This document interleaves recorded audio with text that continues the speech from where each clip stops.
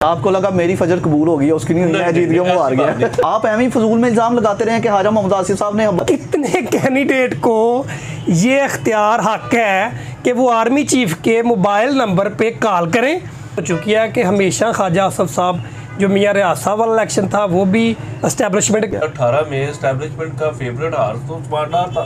कोई एक सियासी इंतकाम नहीं उन्होंने किसी से लिया, लोगों से मोहब्बत करते हैं। क्या बात कर रहे हैं, ये उस्मान डार साहब के FIR थी एजुकेशन में फेक डॉक्यूमेंट की, का हाजा मोहम्मद आसिफ साहब ये करवा रहे हैं। मोहम्मद आसिफ साहब के खिलाफ जो नैब का केस था उसकी दरखास्त दिंदा जनाब उस्मान डार साहब है।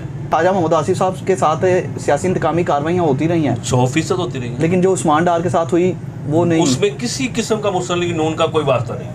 अच्छा वो ठीक है। सियालकोट में मंशा भट्ट साहब आप पोस्टिंग ट्रांसफर करा रहे हैं, सरकारी पैसे खाता है, रिश्वत की कोई रसीद नहीं देता। डार बरादर नहीं, मैं नहीं मानता। डॉक्टर फिरदौस नहीं है, नहीं मैं नहीं मानता। बरियार नहीं है, नहीं मैं तो कहता हूं कि लीडरशिप भी अंदर हो, वर्कर भी अंदर हो और लोगों को वोट डालने का मौका दें तो इंशाल्लाह फिर भी PTI जीतेगी। बरो तहरीक के लिए जो अपने नाम देते हैं, जो पकड़े जाते हैं, उन पे कौन सी दफ़ा लगती है और क्या उनकी ज़मानत किसी भी वक्त हो सकती है? अगर नहीं हो सकती तो कितनी देर के लिए इनको जेल में रखा जाए? अस्सलाम वालेकुम जी, आप देख रहे हैं वॉइस ऑफ सियालकोट और मैं हूं नदीम गौरी। ये सियालकोट के अंदर बड़े बड़े सियासतदानों के ऊपर केसेस क्यों हो रहे हैं, कैसे हो रहे हैं और करवा कौन रहा है, उन पे इल्ज़ाम कौन लगा रहा है? पाकिस्तान मुस्लिम लीग नून को प्रेजेंट कर रहे हैं assistant attorney general Najmul Hasan साहब। पाकिस्तान तरीके इंसाफ को रिप्रेजेंट करने के लिए ज़ाहिद सलीम बाजवा एडवोकेट, दोनों एडवोकेट मेरे साथ मौजूद हैं, साफ शफाफ स्टूडेंट लीडर भी रहे हैं। तो शहर की सियासत के हवाले से क्या हो रहा है और क्या होने जा रहा है, ये सारी बातचीत हम इन्हीं से करते हैं। तो बाकायदा गुफ्तगू का आगाज़ करते हैं। जब आप स्टार्ट से ही मुस्लिम लीग नून के साथ हैं? जी, मेरा तल्लुक शुरू से ही मुस्लिम लीग नून। कितनी देर हो गई है? मैंने स्टूडेंट यूनियन में मैं था 87 और उस वक्त से लेकर आज तक मेरा मुस्लिम लीग नून से तल्लुक है। ख्वाजा साहब जब 2013 का इलेक्शन हुआ जी जी, तो उस वक्त जो है ना उनका जो एक केस चल रहा था कि जी यहाँ से बैग उठाए गए हैं, 33 पोलिंग स्टेशन के जो बैग उठाए गए हैं वो गुम कर दिए गए हैं। उस वक्त मैं उनके साथ जो है ना बतौर वकील 2013 का आपने जिक्र किया तो उसमें मैं थोड़ा सा ये ऐड कर दूं, बल्कि पूछ लूं कि सिर्फ बैग्स का रोला नहीं था, बाद में रोला ये डलता रहा कि एक फ़ोन भी किया था, ये अपने फ़ोन की वजह से जीते थे। रात को इनके ये लाइटें तक ऑफ कर दी थी पाकिस्तान मुस्लिम लीग नून हाउस की, जनाब उसमें शादियाने बज रहे थे। सुबह ये हार गए, वो जीत गए। ये इस तरह क्या हुआ था? क्या ये वो फ़ोन काम कर गया था? क्या ये इसमें सच्चाई है? नहीं, ऐसा नहीं हुआ। आप 2018 के इलेक्शन की बात करें। 2018 में आप 2018 2013 की नहीं 2018 मादर के साथ इत्तेफाक से मैं ये समझता हूँ कि ये बात मेरे क्रेडिट में जाती है कि मैं ख्वाजा साहब का चीफ पोलिंग एजेंट था और मेरे साथ उस वक्त शाम 6 बजे से लेके दूसरे दिन रिजल्ट कंपाइल होने तक उस्मान डार साहब के नुमाइंदे भी वहाँ मौजूद थे। गायब बीच में से उस्मान डार साहब भी खुद तशरीफ लाते रहे। वो सारी कार्रवाई मेरे और उस्मान डार साहब की मौजूदगी, उनके नुमाइंदे की मौजूदगी में हुई। और जिस वक्त रिजल्ट कंपाइल होगा दूसरे दिन सुबह जाके तो हमने इकट्ठी फजर की नमाज भी पढ़ी और उन्होंने उनका उस वक्त नुमाइंदा इस पर दस्तखत भी नहीं कर रहा था, लेकिन अल्टीमेट उसने दस्तखत की। अच्छा, आपको लगा मेरी फजर कबूल हो गई, उसकी नहीं हुई, मैं जीत गया, वो हार गया।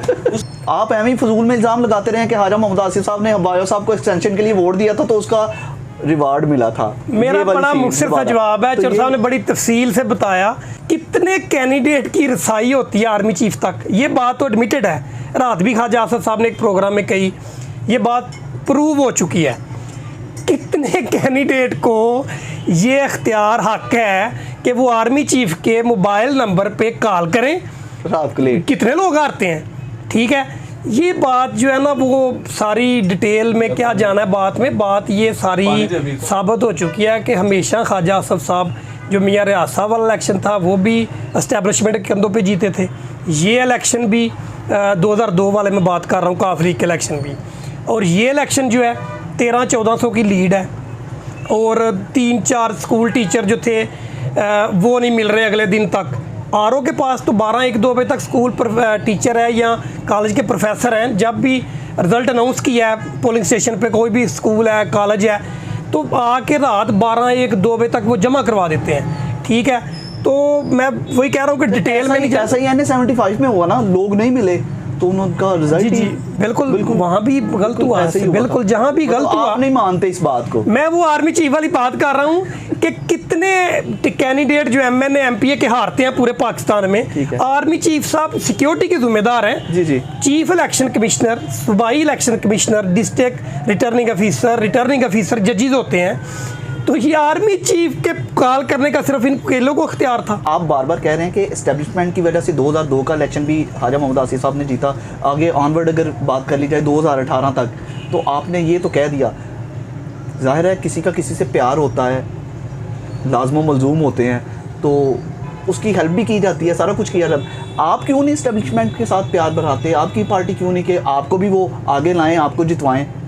ऐसा क्यों सर नहीं है? देखें, इस्टेब्लिशमेंट जो होती है ना, वो नेशनल इंटरेस्ट कह रही होती है, वाच कर रहे हैं हम जनाब। जी जी। लेकिन चूँकि बदकिस्मती कह लें, चले होना भी चाहिए, न्यूट्रल एक अदारा ऐसा होना चाहिए जो कि चेक रखे, ठीक है। लेकिन आप देखें ना कि ये जो 2-3 हफ्ते पहले बात आई है, वो कालम लिखा जवेद चौधरी साहब ने, उसमें उन्होंने कहा जी, वो जनरल बाजवा साहब ने कहा कि वो जनाब अगर इमरान खान को मैं ना हटाता तो मुल्क के हालात ख़राब हो जाने थे। ये हमारे जो सिक्योरिटी अदारे का हेड है, उसको किसने इख्तियार दिया है कि वो एक इलेक्टेड प्राइम मिनिस्टर को हटा दे? ठीक है, तो ये पब्लिक में परसेप्शन है। आप हमारा जो केले वाली रेडी वाला ना, उसे भी इस्टेब्लिशमेंट का नाम आता है। नहीं भाईजान, नहीं तो नाल इस्टेब्लिशमेंट नहीं है, और उसे किसी अंग्रेजी का लफ्ज़ नहीं आता होगा, लेकिन हमारी आवाम को इस्टेब्लिशमेंट का लफ्ज़ आता है। ऐसे ही ठीक है। तो ये होते रहते हैं सारे मामला। पंजाब में मुस्लिम लीग नून या मरकज़ में ये ज़ियाउल हक साहब के दौर में 35 ईयर से इस्टेब्लिशमेंट के साथ ही है। पीपल्स पार्टी पंजाब में कभी जीती नहीं, उसकी वजह यही थी। तो पंजाब में आप देखें ना, पूरे पाकिस्तान में 272 MNA हैं, और पंजाब में 149 MNA थे, अब 141 रह गए हैं। जिसको पंजाब की मेजॉरिटी होती है वो हुकूमत बना लेता है। ऐसे ही है। अच्छा, ये बता दें कि सियालकोट के अंदर ख्वाजा मोहम्मद आसिफ साहब क्यों जीत जाते हैं? ये तो कहते हैं एस्टेब्लिशमेंट जितवाती है, आप क्या वजह बताते हैं, क्यों जीत जाते हैं हर बार? मुझसे बेहतर आप भी जानते हैं, आप साफ़ी हैं। कोई ख्वाजा मोहम्मद आसिफ नवाज शरीफ के नाम के वोट लेते हैं, और उनकी हर तकरीर में ये बात होती है कि वफा ही सब कुछ है। एक ही जगह पे स्टैंड है। नवाज शरीफ साहब भी ये कहते होंगे कि मेरे नाल ख्वाजा आसिफ जरा ना पुग गया, ये ख्वाजा साहब बोलते हैं। बाकी जो बात ज़ाहिर बादशाह साहब कर रहे हैं, 2018 में इस्टेब्लिशमेंट का फेवरेट हार्स तो उस्मान डार था। 2018 में फेवरेट हार्स तो उस्मान डार था कि रिगिंग तो वहाँ से शुरू होगी जब बैलेट पेपर प्रिंट होता है, तो उसमें ही खाने खाली छोड़ दिए जाते हैं। तो ख्वाजा आसिफ साहब के शहर की खिदमत की है उन्होंने, कोई एक सियासी इंतकाम नहीं उन्होंने किसी से लिया, लोगों से मोहब्बत करते हैं। क्या बात कर रहे हैं? ये उस्मान डार साहब के साथ उस दिन हमारी गुफ्तगू शनीद हुई है, उन्होंने कहा है कि मेरे साथ इस सियासी इंतकामी कार्रवाइयाँ की जा रही हैं, उनका नाम दिया जा रहा है। FIR थी एजुकेशन में फेक डॉक्यूमेंट की, उसमें FIR में 164 के बयान लेके उनको फंसाया जा रहा है, बकौल उनके। वो कह रहे हैं फंसाया जा रहा है। भाई ये पीछे उन्होंने नाम लेके कहा ख्वाजा मोहम्मद आसिफ साहब ये करवा रहे हैं, ये बनता ही नहीं है। फेक डॉक्यूमेंट का मामला है, उसमें आप 164 के, उन्होंने कहा वो हमारा मुलाजम ही नहीं है, वो तो एक पार्टी का कारकुन है गली मोहल्ले में, जो वैसे ही खड़े होकर कहते हैं यार चलो ये हमारे पाकिस्तान तरीके इंसाफ का है, ये गली बनवा दो, ये कर दो। उससे 50 लाख रुपए का बयान दिलवा लिया इन्होंने। वो कह रहे हैं कि ये पीछे ख्वाजा मोहम्मद आसिफ साहब ये हमारे साथ सियासी इंतकामी कार्रवाइयाँ की जा रही हैं। आप कह रहे हैं कि करते ही नहीं है। मैं इसमें इतनी बात करता हूँ, मैं इस इशू पे कोई बात नहीं करना चाह रहा किसी किस्म की, क्योंकि ये उनके एक क्रिमिनल ऑफेंस है। एक बंदे ने 164 की स्टेटमेंट दी हुई है। ख्वाजा मोहम्मद आसिफ ना ऐसा काम उसने कभी किया है, ना हमें कोई उसकी ऐसी इंस्ट्रक्शन है, बल्कि सख्ती से मना किया हुआ है कि अल्लाह ना करे किसी पे ये वक़्त आए। ख्वाजा साहब ने तो ये वक़्त देखा हुआ है। मैं कागज़ से, वो तो बात करते हैं ना इल्ज़ाम तराशी की, मैं उसका जवाब नहीं देना चाहता हूँ। मैं कागज़ से आपको अभी प्रोग्राम में ये दिखाने को तैयार हूँ। मेरे मोबाइल में डॉक्यूमेंट मौजूद हैं कि अल्लाह ने भी कुछ करना होता है। ख्वाजा मोहम्मद आसिफ साहब के ख़िलाफ़ जो नैब का केस था, उसकी दरख्वास्त दिंदा जनाब उस्मान डार साहब है। ये मैटर ऑफ फैक्ट्स है।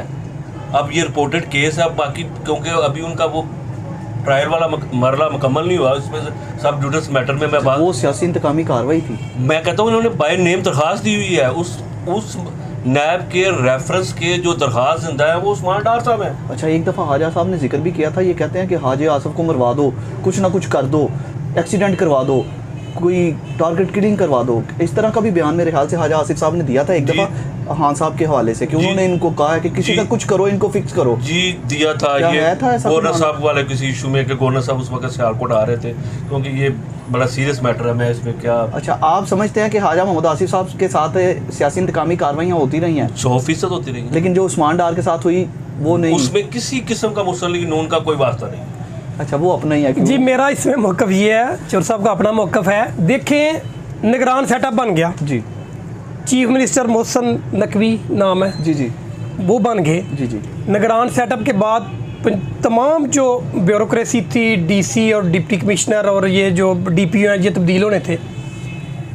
मैं यहाँ तक आपको अनुरोध कह सकता हूँ कि पूरे पंजाब में मुस्लिम लीग नून के कहने पे मोहसिन नकवी न्यूट्रल उसमें इलेक्शन कराना है, निगरान सेटअप के लिए आया, केयर टेकर है। पूरे पंजाब में डीपीओ, डिप्टी कमिश्नर, एसडीपीओ, ठीक है, मुस्लिम लीग नून के कहने पे लग रहे हैं। ठीक है, सियालकोट में मनशा भट्ट साहब आप पोस्टिंग ट्रांसफ़र करा रहे हैं। अब ना नून की गवर्नमेंट है और ना पीटी की गवर्नमेंट है। और ये अगर इंतकाम की बात हो तो मैं कहता हूँ कि ये देखें, ये जो बड़ी छोटी हरकत है कि एक पीएन है बंदा, पीटी का वर्कर है, उसने एक फेक डॉक्यूमेंट ला के दे दिया है, मैट्रिक मिडल जो भी है, एफआईआर हो गई। वो उसकी 468 फोर्ज डॉक्यूमेंट उसने तैयार किया, यूज़ किया, ठीक है, फोर्जरी की। उसमें जाके उस्मान डार के ख़िलाफ़ 164, एक पीएन की नौकरी जिसकी 25-30 हज़ार तनख्वाह है, वो स्टेटमेंट जाके दे रहा है कोर्ट में कि नहीं जी मैं लाखों रुपए रिश्वत लेके फलां से दे रहा था। जी। एक उसके बाद भी आए हैं जहांगीर भट्ट साहब। तो मेरा ख्याल है इस तरह की छोटी जो इंतकामी कार्रवाई है ना, ये नहीं, अगर उन्होंने करप्शन की है बड़े पैमाने पे, सियालकोट में अरबों रुपए के काम हुए हैं, अगर उन्होंने किकबैक्स ली हैं किसी भी सियासतदान ने, मैं नहीं ये कहता कि डार बरादरान ने, किसी ने भी ली हैं, तो नैब का दायरा मौजूद है, वो उनको पकड़े, वो उनके खिलाफ प्रोसीडिंग करे। मुल्क का अलमिया है कि जो ठेकेदार माफिया है जी जी, वो मिला होता है। तमाम काम सरकारी जितने भी डेवलपमेंट के काम जी जी, हैं, सरकार के पास तो अदारा ही कोई नहीं है, ये पैसे रिलीज़ करते हैं, ठीक है, वो पब्लिक हेल्थ है, वो डिस्ट्रिक्ट काउंसिल है, वो शहरों में जाके वो म्यूनसिपल कॉरपोरेशन हैं, इनके पास आगे लोकल ठेकेदार हैं, वो आगे सियासी लोगों के आलाकार बने होते हैं। जी जी, ठेकेदार अपनी मनपसंद ठेके लेते हैं और फिर सरकारी अफसर इसमें 99% शामिल होते हैं, ठीक है। और आप कहें कि 1 करोड़ का फंड आया है ना, तो 30-40 लाख रुपया तो इस कौम का जो है ना वो चला जाना है,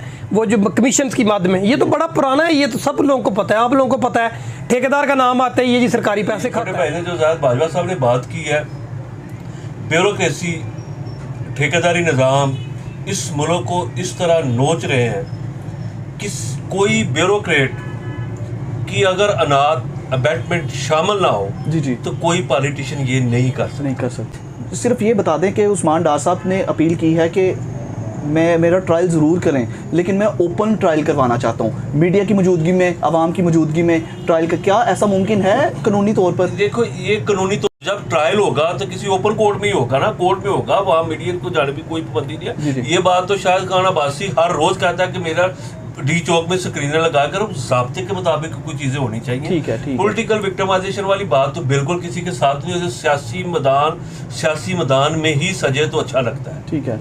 अच्छा, आप समझते हैं कि इस ऐसे केसेस में अगर सज़ा हो तो कितनी सज़ा हो सकती है? बतौर प्रोफेशनल लॉयर तो मैं यही कह सकता हूँ कि ऐसे केसेस में सज़ा होती है। वाइट कॉलर क्राइम की ना कोई, मैं अपना एक वाक़या, क्राइम भी वाइट कॉलर होते हैं जी, क्राइम वाइट कॉलर ही होते हैं। मैं अपना एक वाक़या सुनाता हूँ कि मैं किसी जज साहब की शिकायत लेके उस वक्त के सेशन जज साहब के पास गया। उस वक्त सेशन जज से बदरुज़मान चट्टा साहब, ठीक है। तो मैं गया तो उन्होंने कहा जी इसका कोई सबूत तो आप दे देना। मैं जी सबूत तो उसकी जजमेंट ही है कि जो उसने जजमेंट दी है फाइल के मुताबिक देख लें, एविडेंस के मुताबिक देख लें मुताबिकत करती है कि नहीं करती। कहते जी नहीं सबूत दे, तो मैंने उन्होंने आज़राए मजाक कहा कि रिश्वत की कोई रसीद नहीं देता। ज़ाहिद बाजवा साहब ने जिस वक्त 2000 लड़ा था सेक्रेटरी 2017 में 2017 में ज़ाहिद बाजवा साहब ने सेक्रेटरी का इलेक्शन लड़ा था और ये पीटीआई से थे। मैं इनको पीटीआई मानता हूँ, क्योंकि ये वर्कर क्लास से है। Yes yes yes. इसी तरह मैं उमर माहिर साहब को सिर्फ पीटीआई मानता हूँ। ये बात मैंने एक दिन किसी केस में खान साहब के पास गया तो वहाँ भी ये बात मैंने कहा कि वो पीटीआई की बात करने लगे, नून की बात करने, तो मेरे नज़दीक पीटीआई सियालकोट में उमर माहिर है। अच्छा, डार बरादर नहीं है? मैं नहीं मानता। डॉक्टर फिरदौस नहीं है? नहीं, मैं नहीं मानता। बरियार नहीं है? नहीं, सिर्फ माहिर। जी माहिर, क्योंकि वो बेसिक पीटीआई का रुकन है। यस। वो इमरान खान के साथ पहले दिन से है, पॉलिटिकल कारकुन की इज्जत होनी चाहिए। तो ये मैंने इनका इलेक्शन लड़ा है, यही बता सकते हैं कि मैंने फ्रंट लाइन पर लड़ा है या पीछे लड़ा है। और यही कल्चर जो है ना, वो बाहर अगर होगा तो लोग हमें गालियाँ नहीं देंगे। लोग चौकों चौराहों में बैठ के सियासतदान को गालियाँ देते हैं। फारूक साहब, आप दोनों से एक क्वेश्चन है कि अभी जो जेल बरो तहरीक है, इलेक्शन अनाउंस हो गए हैं, ऐसा ना हो जाए कहीं पे कि उधर से इलेक्शन आ जाए, ये सारे जेल बरो तहरीक और अंदर ही हो, बाहर ना आ सकें, क्या ऐसा हो? सर देखें, तहरीकें चलती रहती हैं। अगर तो सिर्फ सूबाई असम्बलियों का इलेक्शन होता है, जी। जो मैं नहीं समझ रहा। इलेक्शन जो मेरी ज़ाती राय है, बीइंग एक कानून के तालिब इल्म के हैसियत से, जनरल इलेक्शन अनाउंस होगा, ठीक है, कौमी और सूबाई असम्बलियों का इलेक्शन इकट्ठा होगा। और जहाँ तक पीटीआई की जेल बरो तहरीक की बात है, देखें कि पाकिस्तान की हिस्ट्री है कि जेलों में रह के भी लोग एमएनए एमपीए के इलेक्शन लड़ते रहे हैं और ज़्यादा वोट लेंगे। मैं तो कहता हूं कि लीडरशिप भी अंदर हो, वर्कर भी अंदर हो और लोगों को वोट डालने का मौका दें तो इंशाल्लाह फिर भी पीटीआई जीतेगी। जहाँ तक जेल बरो तहरीक का तल्लुक है ना, तो सारी दुनिया ने देखा कि शाह महमूद कुरैशी साहब खुद पुलिस की वेल में बैठे कि शाह महमूद कुरैशी साहब के बेटे ने पिटीशन कर दी कि मेरे बाप को हेबियस में रखा हुआ है, मेरे बाप को पता नहीं चल रहा किस जगह पे है और उसको गवर्नमेंट ने हेबियस में रखा हुआ है, तो उसको रिलीज़ किया जाए, उसको रहा किया जाए, ये चक्कर है। तो गौर साहब, जहाँ आप सियासी प्रोग्राम करते हैं, अच्छा सर, एक इससे मेरा रिलेटेड एक क्वेश्चन है। इसी आम लोगों को, मतलब हम जैसे लोगों को अगर इन्फॉर्मेशन के लिए पूछा जाए, जेल बरो तहरीक के लिए जो अपने नाम देते हैं, जो पकड़े जाते हैं, उन पे कौन सी दफ़ा लगती है और क्या उनकी ज़मानत किसी भी वक्त हो सकती है? अगर नहीं हो सकती तो कितनी देर के लिए इनको जेल में रखा जाएगा? नक्शे अमल 16 MPO के तहत ही इनको बंद किया जा सकता, तो उसमें जो ना डेट डिफाइन है, 7 डेज, 30 डेज, 90 डेज, 120 डेज। तो इसमें फिर अल्टीमेट जो इसमें बेल का कॉन्सेप्ट तो कोई नहीं है।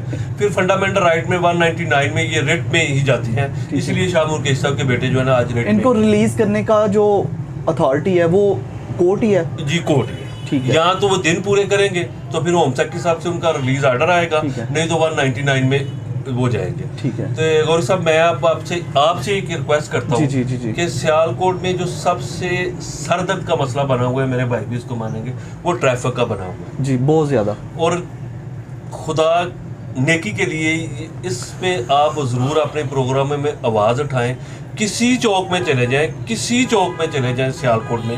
मैं आपके तवज्जुह से DPO सियालकोट से, DSP ट्रैफिक से भी ये कहना चाहता हूँ कि वो हर चौक में 5-10 जवान खड़े हैं और तमाम जवान रॉन्ग साइड से ट्रैफिक जा रही है और वो अपने टेलीफोन में मशगूल है। इनसे चौकों में जो खड़े होते हैं चलान बुक भी ले लेनी चाहिए और टेलीफोन जो है ना वो भी वापस लेके ट्रैफिक का फ्लो बिल्कुल ठीक हो जाएगा। बाकी जो जब सियालकोट बनेगा तो बिल्कुल ठीक हो जाए, लेकिन ये मसला ट्रैफिक वाला रहना चाहिए। तो मैं ये कहता हूँ कि आप इस मसले पे ज़रूर। अच्छा, बिल्कुल, आपसे हम वादा करते हैं नेक्स्ट जो प्रोग्राम करेंगे इंशाल्लाह बहुत जल्द हम ट्रैफिक के मसाइल पर करेंगे और अथॉरिटीज़ को यहाँ पे इन्वाइट भी करेंगे, उनसे पूछेंगे और 1-2 इंजीनियर को भी बुलाएंगे, यार इसका हल भी बताओ भाई, ये इतना फ्लो, ज़ाहिर है ट्रैफिक ज़्यादा हो चुकी है, गाड़ियाँ ज़्यादा होने की वजह से भी मसाइल पैदा हो रहे हैं। लेकिन जो आप वाली बात है, अगर एक वार्डन खड़ा हो, किसी वज़ीर मशीर ने आना हो ना, यही ट्रैफिक होती है, यही लोग होते हैं, रोड्स खाली होते हैं, बिल्कुल ट्रैफिक का फ्लो चलता रहता है। ज़मनन में बात कर दूँ, मैं कश्मीर रोड से आ रहा था तो मुझे एक दोस्त का फ़ोन आया, किसी को उसको मिलना था कि आप किधर हैं। तो मैं कहा जी मैं तो कश्मीर रोड से हूँ, मेरी रिहाइश है कश्मीर रोड के साथ। तो वो मैं उनके पास बहुत जल्दी पहुँच गया। तो उन्होंने मुझे, जब मैं उनको पहुंचा तो उन्होंने मुझे ये सवाल किया कि आप इतनी जल्दी कैसे पहुंच गए। तो मैंने कश्मीर रोड पे देखा को 3 डाले थे जो नामालूम नंबर प्लेटों वाले थे और उनके आगे जो है ना ट्रैफिक इस तरह घूर रही थी। उसी का मौका जांच के मैं बड़ी जल्दी जो है ना घंटों का सफ़र मेरा में जाते जाते थोड़ी सी खुशियाँ बखेरने के लिए आप कोई यादगार वाक़या सुनाएंगे, छोटा सा कोई अपने लीडर के हवाले से, कि आप क्यों इतने इंस्पायर हैं ख्वाजा मोहम्मद आसिफ से? मैं ख्वाजा आसिफ साहब ना हमारी बार के मेंबर भी, उनके वालिद साहब भी बार के मेंबर, प्रेसिडेंट भी रहे हैं, ख्वाजा सफदर साहब प्रेसिडेंट भी रहे हैं। मेरे वालिद साहब भी UBL में थे और ख्वाजा साहब भी UBL में थे। अच्छा, मैं सच्ची बात, मैं हल्फन ये बात करने को तैयार हूँ कि मैंने अखलाकियात अपने घर के बाद अगर किसी शख्स से सीखी है तो वो ख्वाजा आसिफ है। मुझे हल्फन को कहने में ये कोई आर महसूस नहीं हो रहा कि मुझे खौफ आता है कोई गलत काम उनको कहते हैं। उन्होंने तो बता दिया अखलाकियात सीखी है, उनके बड़े मतलब फ़ैन हैं, उनके मुरीद कह सकते हैं। आप अपना लीडर का भी नाम बता दें, मतलब आप उस्मान डार को लीडर समझते हैं या आप डायरेक्ट? नहीं जी, हम इमरान खान साहब के फॉलोअर हैं। जी जी। इमरान खान साहब के नज़रिए से जो है ना वह मैं उनके साथ रहा हूँ। खान साहब के साथ मैं पीटीए पंजाब यूथ का प्रेसिडेंट रहा हूँ। वो जो खान साहब की एक मुझे सीसी की मीटिंग याद है 2011 में ना, मैं और उमर माहिर साहब सीसी के मेंबर थे, तो मीटिंग हो रही थी और खान साहब का बच्चों का जिक्र आया और खान साहब जो है ना वो आपदीदा हो गए, आंखों में आंसू आ गए। तो उन्होंने कहा था कि मेरे पास ऑप्शन थी जब मेरे ऊपर इल्ज़ामात लगाए जा रहे थे 96 के बाद। फिर खान साहब पूरे पाकिस्तान में सिर्फ 2002 में अकेले ही MNA थे जी जी असम्बली में। तो मेरी वाइफ ने मुझे कहा कि बच्चों के लिए मुस्तकबिल के लिए तुम फ़ैसला करो कि तुमने इधर रहना है कि या हमारे साथ रहना है। तो मैंने उस वक़्त फ़ैसला किया था कि मैंने जो है ना अपने पाकिस्तानी बच्चों के लिए स्ट्रगल करनी है, ठीक है। तो खान साहब की आंखों में आंसू आ गया। आज अपने बच्चे हुए हैं तो पता चलता है कि औलाद पास ही हो तो फिर ही जो है ना एक दिन भी बंदा 2 दिन पीछे हो जाए ना औलाद से तो फिर पता चलता है। तो उन्होंने इस मुल्क हमारी आने वाली नस्लों के लिए अपने बच्चों की कुर्बानी दी है। और 27 ईयर से ये पिछला एक हफ़्ता पहले हम थे इधर ना ज़मान पार्क में, तो एक लड़के ने कहा वो खान साहब को, खान साहब मैं आपको एक मशवरा देना चाहता हूँ। उन्होंने कहते हैं, उन्होंने कहा कि खान साहब आपने 96 से लेके 2023 आ गया, आपने 27 साल जद्दोजहद की है, तो अब आप एक दिन मीडिया पे आएँ और लोगों को कहे कि मेरी बस हो गई है, तो आप मैंने जितनी मेरी हिम्मत थी मैंने टाइम दे दिया है, तो आप पाकिस्तान मुस्लिम लीग नून को, पीपल्स पार्टी को, जिसको मर्ज़ी चुन लें, मेरी बस हो गई है। तो खान साहब मुस्कराए, उन्होंने कहा मैंने अपने अल्लाह से वादा किया है कि मैं कब्र में आने तक ना ये जद्दोजहद नहीं छोड़ूंगा। तो ये बस यही चीज़ें हैं उनके साथ, कोई टिकटों का लालच नहीं है। बहुत शुक्रिया जी। आज का प्रोग्राम आपने देखा, उम्मीद करते हैं कि आपको बहुत मज़ा आया होगा, इन्फॉर्मेशन भी बड़ी ज़बरदस्त मिली होगी। इसके साथ साथ मज़ीद भी हम इस किस्म के वफ़ादारों के साथ मज़ीद प्रोग्राम भी करेंगे। इसके साथ साथ हमें इस प्रोग्राम से फ़िलहाल इजाज़त दीजिए। अपना बहुत सा ख्याल रखिएगा और हमें दुआओं में याद रखिएगा। अल्लाह हाफ़िज़। पाकिस्तान जिंदाबाद।